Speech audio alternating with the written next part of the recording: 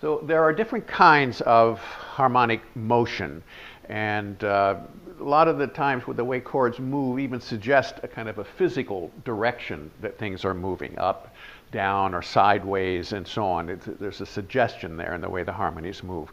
And each kind of resolution has its own recognizable characteristic. Let's just look, for instance, at the very common 5-1.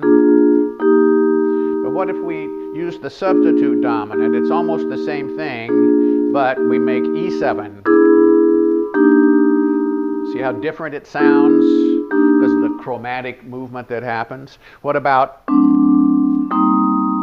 that's even more easy to distinguish as being unique. That's chromatic motion from below coming up into the 1 chord.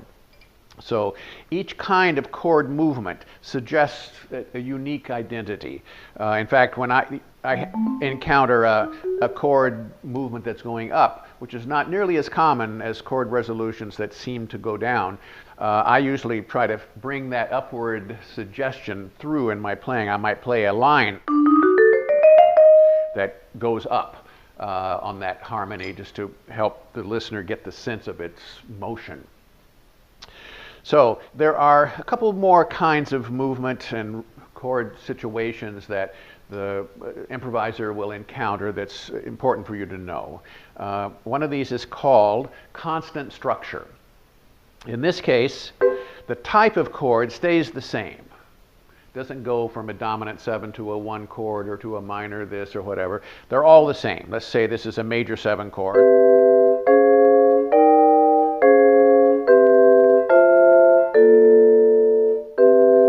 Here they're all major 7 chords, just changing place on the keyboard, but all the same type of chord. So the structure stays the same, which is where the name comes from, constant structure.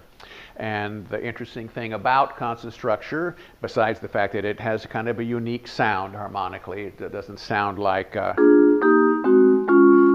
kind of resolving changes that we hear more commonly. But on constant structure, because the chords are all identical, in this case all major 7 chords, any phrase, any melodic phrase that you use on 1 chord, you can play on all the others just by transposing to each new harmony because the chords are going to be the same. Now, related to, in some ways, the constant structure concept is when chords move chromatically.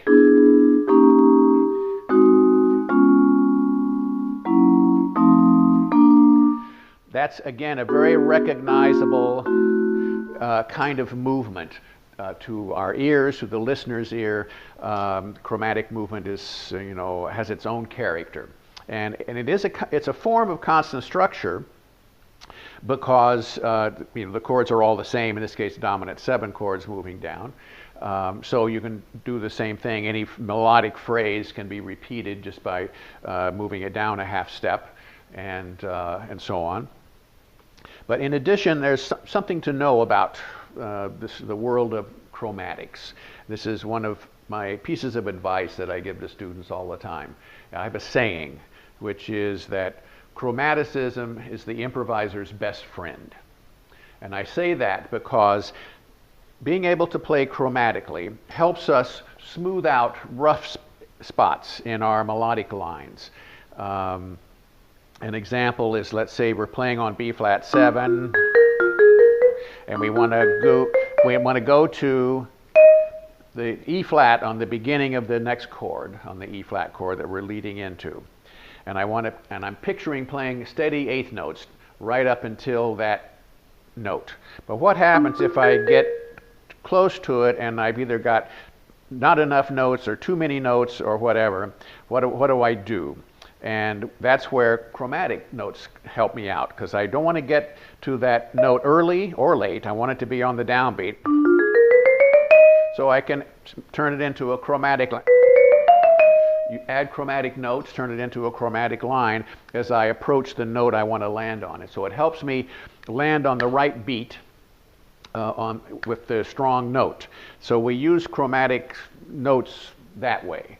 To help our improvising. We also use it sometimes just to add interest. let's say we're playing a long passage with only one chord, it's D minor.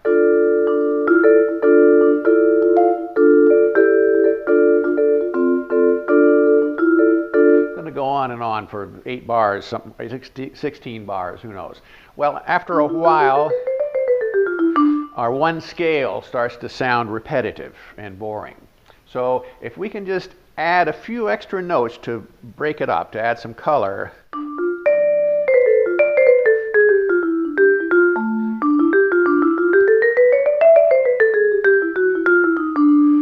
right, I'm still on the D minor, but adding some of these chromatic notes adds more color, doesn't clash with the D minor, but it makes it a little more interesting. So it's another thing that the chromatic line does for us, that chromaticism does for us. It not only helps us smooth out our melodic lines, it also helps provide interest.